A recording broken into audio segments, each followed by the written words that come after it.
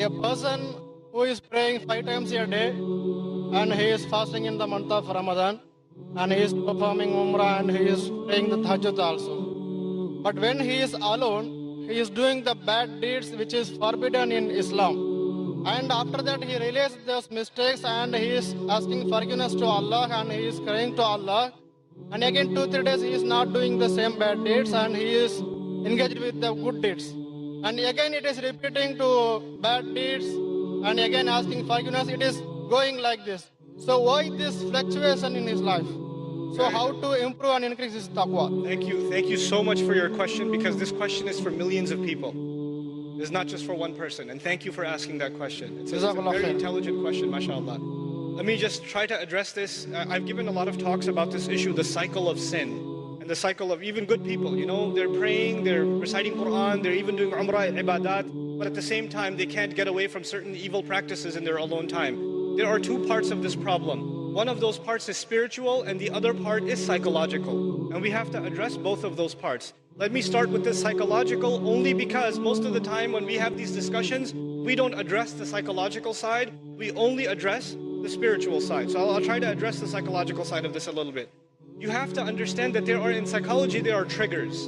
In other words, there are certain situations that make your mind, release certain chemicals in your brain, and they make you want to do some things in certain settings. There are triggers.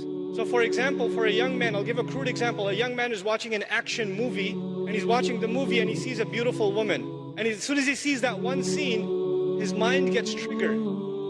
And he pauses the movie and watches something far worse. And he gets into the habit of doing that. It wasn't the movie itself, it was just that one thing that triggered it. Or for some people, when they go back into their apartment or in their room, when they're alone by themselves, bad things happen. When they're by themselves. And when they're at the masjid, obviously it doesn't happen. When they're with their friends, it doesn't happen. When they're on their own, it happens. So the first bit of advice for everyone here and myself is you have to identify, when does the sin happen? When I'm by myself. Where am I when it happens? What times does it happen?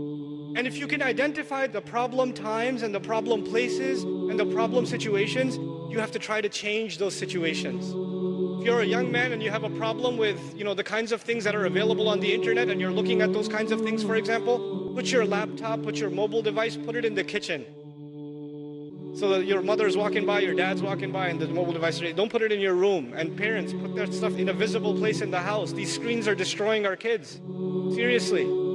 Then the other thing, the spiritual side of this problem. It is normal for a human being to make tawbah to Allah and then go back and do the sin again because we are khatta'un. What that means in simple English is the one who repeats mistakes over and over and over again. So that will happen. It's inevitable that some sin will occur over and over again. However, if in the back of your mind, the moment you made tawbah, you are already thinking about 3 weeks from now, I'm going to be doing this again anyway. If you're thinking that in the back of your head, then لَيْسَتِ التَّوْبَةِ لِلَّذِينَ يَعْمَلُونَ السَّيِّئَاتِ. Tawbah is not for people who continually do evil deeds. They've already accepted it. Allah says, وَلَمْ يُصِرُّوا عَلَى مَا فَعَلُوا. They don't insist on what they did. In other words, you have to make a serious, verbalized, conscious commitment. This has to stop. Not that one time you cry and you turn to Allah, I'm so sorry, I can't believe I did this, and you don't do it, You have to figure out a way to get away from this entirely, a serious commitment to yourself. And if you can't do it on your own, seek the help of friends. Seek the help of people you trust. I know it's embarrassing sometimes, but we all need counsel and help sometimes. And when you realize that it's been going on for years and you haven't been able to get out of it, it is time to seek someone else's help. Which is why in the ummah today, psychological and spiritual counseling is so important.